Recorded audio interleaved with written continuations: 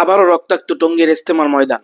আমরা সকলেই হয়তোবা জানি, গত 17 ডিসেম্বর দিবাগত রাতে 3টার পরে তৎসময়ে ইজতেমার মাঠের পাহারাদারির মতো একটি আজিমুশান সুন্নত কাজের আঞ্জাম যারা দিচ্ছিলেন, সেই নিরীহ তাবলীগের সাথীদেরকে রাতের অন্ধকারে নারকীয় কায়দায় তাণ্ডব চালিয়ে হামলা করে তাদের মধ্য থেকে নির্মমভাবে 3 জন তাবলীগের নিরীহ সাথীকে নিহত করা হয় এবং শতাধিক সাথীকে আহত করে হাসপাতালে প্রেরণ করা হয়। এই ঘটনাটি নিয়ে নানান মহল নানান রকম ব্যাখ্যা বিশ্লেষণ করার চেষ্টা করছেন।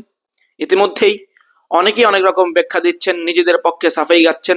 কিন্তু এই ঘটনাটি ঘটার প্রেক্ষাপট কি, এই ঘটনাটি কেন ঘটলো, এই ঘটনাটি কারা ঘটালো এবং এখন এই মুহূর্তে আমাদের করণীয় কি হতে পারে, এই বিষয়ে কিছু আলোচনা করার চেষ্টা করবো ইনশাল্লাহ। প্রথম কথা হচ্ছে, এই ঘটনাটি ঘটার প্রেক্ষাপট কি। আমরা যারা বাংলাদেশে ধর্মবান বুঝমান নাগরিক রয়েছে, আমরা সকলেই হয়তোবা জানি যে বিগত প্রায় 7 থেকে 8 বছর যাবৎ বাংলাদেশ সহ পৃথিবীর বিভিন্ন দেশে সবচেয়ে শান্তিপূর্ণ মুসলিম জামাত তাবলীগ জামাত, সেই জামাতের 2টি পক্ষ হয়ে গেছে। একটি পক্ষ মাওলানা সাদ কান্দুলভির অনুসারী অর্থাৎ সাদপন্থী হিসেবে পরিচিত, আরেকটি পক্ষ শুরাই নিজাম নামে পরিচিত। যদিও বাংলাদেশে সেই পক্ষটিকে মাওলানা জুবায়ের পন্থী বলে ডাকা হয়, সেটি সাদ সাহেবের অনুসারীরা ডেকে থাকেন। তো এই 2টি পক্ষের মধ্যে গত 7-8 বছর যাবৎ একেবারে সুস্পষ্ট বিবাদ দৃশ্যমান। সেই বিবাদের রেশ ধরে বাংলাদেশে অনেকগুলো অপ্রীতিকর ঘটনা ঘটেছে। আমরা সকলেই জানি 2018 সালে 1 ডিসেম্বর এই মাওলানা সাদ কান্দুলভির অনুসারীরা তৎকালীন মাঠে পাহারারত মাদ্রাসার শিক্ষার্থী, নিরীহ তাবলীগের সাথী, আলেম ওলামাদেরকে যেভাবে হামলা করে আহত করেছে এবং এর মধ্যে থেকে একজন নিহত হয়েছিলেন, এরূপ দৃষ্টান্ত পৃথিবীর ইতিহাস দিতে অক্ষম। এরপরে নানান সময় নানান ঘটনা ঘটেছে, কিন্তু 2018 সালে সাধারণ শুরাই নিজামের সাথীদের রক্ত পান করার পরে সাদপন্থীরা কিছুটা ক্ষান্ত হয়েছিল, অর্থাৎ তারা সরকারের সাথে একটা নেগোসিয়েশনে এসে একটা সিদ্ধান্ত হয়েছিল, সেই সিদ্ধান্ত মাফিক তারা চলতেছিল। কাকরাইল এবং ইজতেমার ময়দান যেই সরকারি সিদ্ধান্ত মাফিক 2 পক্ষ ব্যবহার করে আসছিল, সেই সিদ্ধান্তের উপরে তারা কায়েম ছিল। কিন্তু বাহ্যত তারা সেই সিদ্ধান্তের উপর কায়েম থাকলেও ভিতরে ভিতরে তারা তাদের ষড়যন্ত্রগুলো পরিচালনা করে আসছিল এবং তাদের ষড়যন্ত্রের সবচেয়ে গুরুত্বপূর্ণ যে একটি অংশ, সেটি হচ্ছে তারা কোনোভাবে আলোচনার মাধ্যমে কোনো সুরাহা করতে চায় না। তারা হচ্ছে চোরাগুপ্তা ভাবে বিভিন্ন রাষ্ট্রের বড় বড় দায়িত্বশীল ব্যক্তিদের পকেট ভারী করে, তাদেরকে কুমন্ত্রণা দিয়ে, তাদেরকে ব্রেন ওয়াশ করে তারা তাদের যেই হীন স্বার্থ, সেই হীন স্বার্থ চরিতার্থ করার পথে হেঁটে থাকেন। এটা একেবারে ওপেন সিক্রেট, যার দৃষ্টান্ত গত এই যে 3.5 মাস যাবত আমরা দেখে আসছি। মাওলানা সাদপন্থীদের ওনাদের বিপরীতে যারা রয়েছেন, ওলামা মাশায়েখ, বাংলাদেশের সাধারণ তাবলীগের সাথীরা, শুরাই নিজামের সাথীরা, তারা কর্মসূচি দেন মুক্তাঙ্গনে, তারা কর্মসূচি দেন রাজপথে। সরকারের কাছে এই গণতান্ত্রিক দেশে যে কোনো মহল, যে কোনো পক্ষ দাবি দাবা পেশ করতেই পারে, সেটা তাদের গণতান্ত্রিক অধিকার, সেটা তাদের ফান্ডামেন্টাল রাইটস, মৌলিক অধিকার, সেটা যে কেউ করতে পারেন। কিন্তু সেটার একটা পন্থা রয়েছে নির্দিষ্ট। সবচাইতে সভ্য এবং ভদ্র পন্থা হচ্ছে মুক্তাঙ্গনে কিংবা রাজপথে কোনো কর্মসূচি দিয়ে এই কর্মসূচিগুলোর মাধ্যমে সরকারের কাছে কিংবা দায়িত্বশীল মহলের কাছে তাদের দাবি দাবাগুলো পেশ করার চেষ্টা করা। সেই হিসাবে ওলামা মাশায়েখ এবং বাংলাদেশের সাধারণ তাবলীগের সাথী, শুরাই নিজামের সাথীরা সে মাফিকই কাজ করে আসছিলেন। কিন্তু এই সাদপন্থীরা ওনারা কি করলেন? ওনারা কর্মসূচি দেন প্রধান উপদেষ্টার বাসভবনের সামনে, ওনারা কর্মসূচি দেন পুলিশ কমিশনারের কার্যালয়ের সামনে। এই হচ্ছে ওনাদের কর্মসূচি কিংবা কর্মসূচির পন্থা। ওনাদের জীবনে ওনারা ওনাদের সুরাহা, ওনাদের সমস্যা সুরাহা করার জন্য এমন একটি কর্মসূচি কিংবা এমন একটি পদক্ষেপ ওনারা গ্রহণ করেননি যেটি সুষ্ঠু সমাজে, একটি গণতান্ত্রিক, একটি সভ্য রাষ্ট্রের সমাজে চলার মতো, চালানোর মতো প্রত্যেকটি পন্থা ওনারা ঘৃণ্যভাবে গ্রহণ করার চেষ্টা করেছেন। সরকার পতনের পরে বিভিন্ন ভাবে, বিভিন্ন মহলের মধ্য দিয়ে বিগত পতিত স্বৈরাচারী সরকারের দোসররা সরকারকে একের পর এক অস্থিতিশীল করার কর্মসূচি দিয়ে যাচ্ছিলেন। কখনো তারা আনসারদের মধ্য দিয়ে আবির্ভূত হয়েছেন, কখনো তারা বিভিন্ন রিস্কাওয়ালাদের মধ্য দিয়ে আবির্ভূত হয়েছেন, কখনো তারা গার্মেন্টস কর্মীদের মধ্য দিয়ে আবির্ভূত হয়েছেন। তো তারা সেই যে প্রসেসটা, সেই প্রসেস চলাকালীন অবস্থায় হঠাৎ করে সাদ কান্দুলভির অনুসারীরা কেমন যেন বলে উঠলো যে এই বছর আমাদের মাওলানা সাদ কান্দুলভি দামাত বরকাতুহুমকে অবশ্যই অবশ্যই বাংলাদেশে আসতে দিতে হবে, যে কোনো মূল্যে আমরা তাকে এনেই ছাড়বো। সেই গার্মেন্টস কর্মী, সেই আনসার এবং সেই রিক্সাওয়ালাদের কর্মসূচির মতো, তাদের দাবি দাবার মতো এই মাওলানা সাদ কান্দুলভির অনুসারীরাও একটি দাবি নিয়ে হাজির হলেন। তাদের সাথেও নাকি গত 7-8 বছর যাবত বৈষম্য হচ্ছে, তারা এই বৈষম্যের অবসান চান, বৈষম্য বিরোধী এই সরকারের কাছে তারা এই বৈষম্যের অবসান চান, তারা যে কোনো মূল্যে মাওলানা সাদ কান্দুলভিকে বাংলাদেশে আসতে দিতে চান, আনতেই হবে। তাদের যেই সবচেয়ে বড় গুন্ডা, সবচেয়ে বড় যেই তাদের মধ্যে যে বেয়াদব ব্যক্তিটি রয়েছে মুয়াজ বিন নূর, এই ফালতু মুয়াজ বিন নূর, উনি প্রত্যেকটা বক্তব্যের মধ্যে উস্কানিমূলক বক্তব্য প্রদান করেছেন এবং শুধু বাংলাদেশের আলেম নয়, সমগ্র বিশ্বের আলেমদের সাথে বেয়াদবিমূলক শব্দ উনি উচ্চারণ করেছেন। এই লোকটি প্রত্যেকটা জায়গার মধ্যে মিডিয়ার সামনে বলেছেন যে কোনো মূল্যে হোক আমরা মাওলানা সাদ কান্দুলভিকে এনেই ছাড়বো। এই যখন পরিস্থিতি, তখন সমগ্র দেশের উলামায়ে কেরাম ঐক্যবদ্ধ হয়ে সোহরাওয়ার্দী উদ্যানে একটি কর্মসূচি দিয়েছিলেন গত 5 নভেম্বর। সেই কর্মসূচি দিয়ে তাদের দাবিকে প্রত্যাখ্যান করে পরিষ্কারভাবে জানিয়ে দেওয়া হয়েছে তাদের যে গুরু, পথভ্রষ্ট, বিপদগামী মাওলানা সাদ কান্দুলভিকে কোনোভাবে বাংলাদেশে আসতে দেওয়া হবে না। যখন দুপক্ষের কর্মসূচির মাধ্যমে পরিস্থিতি উত্তপ্ত হয়ে উঠল, তখন সরকার বসে সিদ্ধান্ত নিল যে আগামী এপ্রিল পর্যন্ত, 2025-এর এপ্রিল পর্যন্ত টঙ্গীর ইস্তেমার ময়দান এবং কাকরাইলের মসজিদ যেভাবে চলতেছিল সেভাবেই চলবে। যারা যে কয় সপ্তাহ দায়িত্ব পালন করতেছিলেন তারা সেই কয় সপ্তাহ দায়িত্ব পালন করবেন। এমনকি সেই সোহরাওয়ার্দী উদ্যানের সমাবেশ থেকে যে ইস্তেমার ডেট নির্ধারণ করা হয়েছিল, সেই ডেটকে বাদ দিয়ে সরকার নতুন একটি ডেট দিল। 31 জানুয়ারি, 1 এবং 2 ফেব্রুয়ারি প্রথম পর্বে ওলামায়ে কেরামের নেতৃত্বে ইস্তেমা হবে। ওলামায়ে কেরাম তখন ইস্তেমা করবেন। পরবর্তীতে 3 তারিখে মাঠ প্রশাসনের কাছে বুঝিয়ে দেওয়া হবে। এরপরে প্রশাসন তাদের কাছে হস্তক্ষেপ করবেন না কি করবেন এটা তাদের প্রশাসনের ব্যাপার। আর মাওলানা সাদ কান্দুলভিকে এবারও বাংলাদেশে আনা হবে না, এই সিদ্ধান্ত সরকারের পক্ষ থেকে গ্রহণ করা হলো। সেভাবেই চলতেছিল। ওলামায়ে কেরাম মাঠের পরিচর্যার কাজ করতেছিলেন, মাঠ প্রস্তুতের কাজ করতেছিলেন। সমগ্র দেশ থেকে মাদ্রাসার ছাত্ররা তাদের যেই বন্ধের দিন, তাদের যেই বিশ্রামের দিন শুক্রবার, সেই শুক্রবার করে তারা বাড়ি বাড়ি করে ইস্তেমার ময়দানে এসে এই মাঠকে প্রস্তুত করার কাজে তারা নিয়োজিত ছিলেন। এখন হঠাৎ করে তারা গত 15ই ডিসেম্বর তারা একেবারে গাজীপুরের পুলিশ যেই কমিশনার আছে তার কার্যালয়ে গিয়ে তারা বসে রইলেন। এখান থেকে সিদ্ধান্ত তারা নিয়েই যাবেন যে তারা মাঠ তাদেরকে এখন বুঝিয়ে দিতে হবে, তারা নাকি এখন জোর করবেন। তখন ওলামায়ে কেরামও কামারপাড়া রোডে কর্মসূচি পালন করেছেন, আমরাও সেখানে ছিলাম।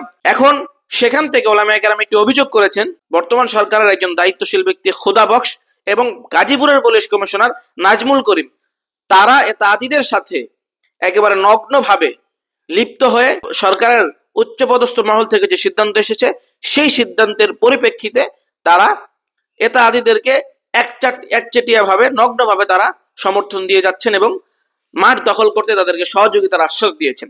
এরপরে ওলামায়ে কেরাম তাদের এই নগ্ন ঘটনার কারণে তাদের অপসারণ দাবি করেন। এরপরে 16 ডিসেম্বর গেল, 17 ডিসেম্বর গেল।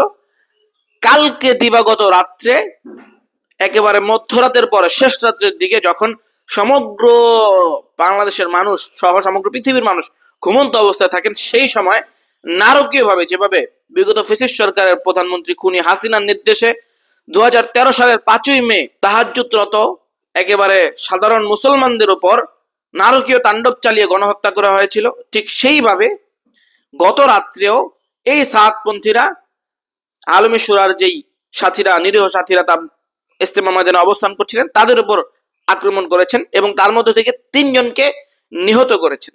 যারা আরবি গ্রামার সম্পর্কে জানি যে বহু বচন শুরু হয় 3 সংখ্যা থেকে, 3 থেকে নিয়ে যত হতে পারে এগুলো সব বহুবচন। বহুবচনের সর্বনিম্ন সংখ্যা আরবিতে 3। 3টি সংখ্যা যদি কোথাও পাওয়া যায় সেটাকে বহুবচন হিসেবে গণ্য করা হবে। এখন গতকালকে যেই তাণ্ডব চালানো হয়েছে সেই তাণ্ডবের মধ্যে নিহতের সংখ্যা হচ্ছে 3। সুতরাং এই 3কে আমরা জমা বলতে পারি।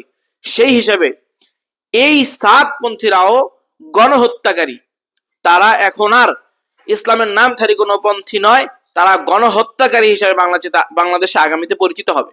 এই হচ্ছে এই ঘটনাটি ঘটার প্রেক্ষাপট। এখন কথা হচ্ছে, এই ঘটনাটি কারা ঘটালো?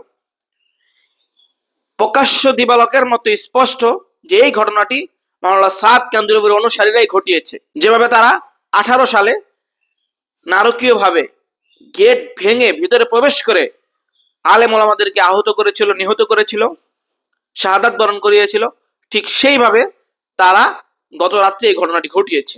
কিন্তু তাদের ঘটনার পন্থার মধ্যে কিছুটা পার্থক্য রয়েছে।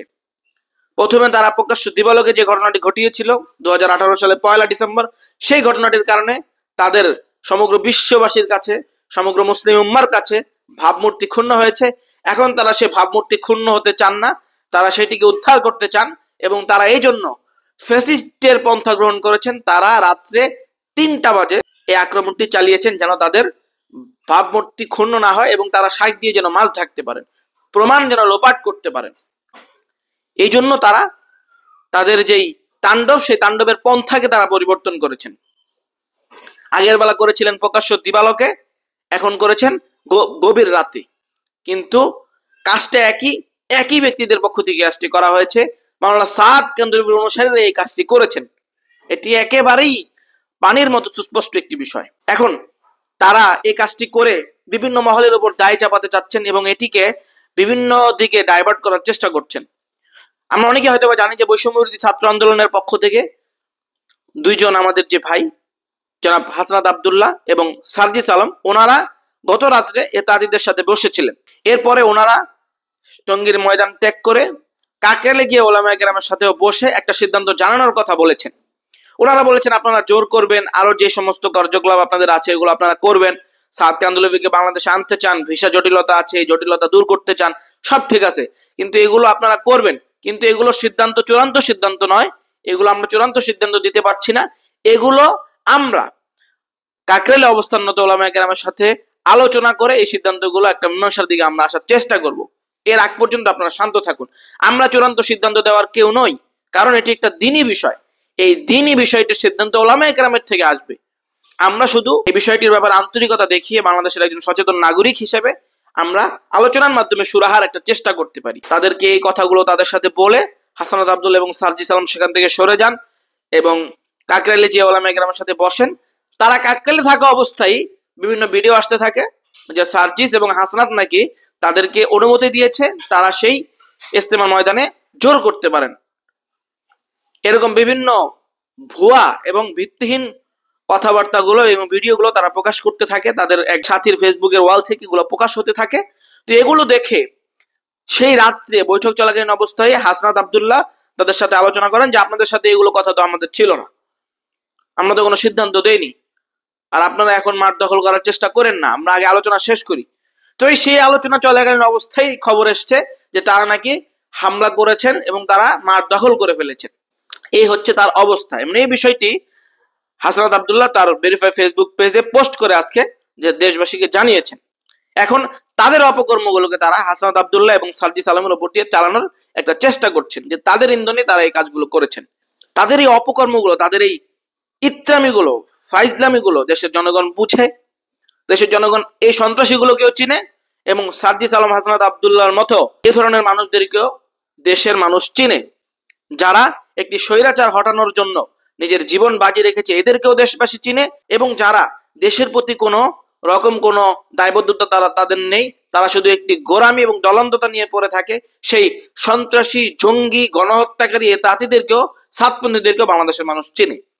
সুতরাং শাক দিয়ে মাছ ঢেকে নিজেদের অন্যায় অপরের ঘাড়ে চাপিয়ে উদর ঘাড়ে ভুদরপিণ্ডি চাপানোর মতো কাজ করে এবার আর পার পাওয়ার কোনো সুযোগ তাদের আছে বলে আমি মনে করি না।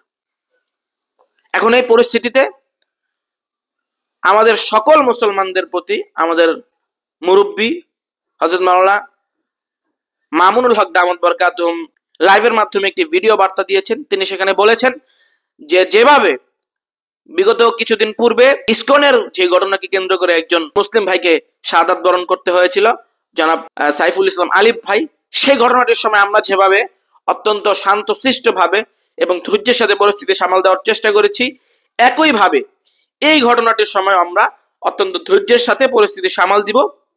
উলামায়ে কেরামের কোনো পরামর্শ ছাড়া, কোনো রকম দিক নির্দেশনা ছাড়া আমরা অতি উৎসাহী হয়ে আমরা নিজেদের থেকে আগ বাড়িয়ে অতি উৎসাহী কোনো পদক্ষেপ যেন গ্রহণ না করি। এই আহ্বান আল্লামা মামুনুল হক দামাত বারকাতুহুম দেশবাসীর কাছে জানিয়েছেন। আমরা অবশ্যই পদক্ষেপ নিব এবং এই সন্ত্রাসীদেরকে, এই সাতপন্থী জঙ্গি উগ্রবাদী সন্ত্রাসী এই খুনি গণহত্যাকারীদের বিরুদ্ধে আমরা অবশ্যই পদক্ষেপ গ্রহণ করব, কঠিন পদক্ষেপ গ্রহণ করব। কিন্তু সেটি হবে ওলামায়ে কেরামের তত্ত্বাবধানে, তাদের মাশওয়ারা মাফিক। আমরা তাদের মতো বেয়াদব নই, আমরা তাদের মতো মশওয়ারার বাইরে গিয়ে চলার মানুষ নই। এটি আমাদেরকে বুঝতে হবে, এটি আমাদেরকে লক্ষ্য রাখতে হবে।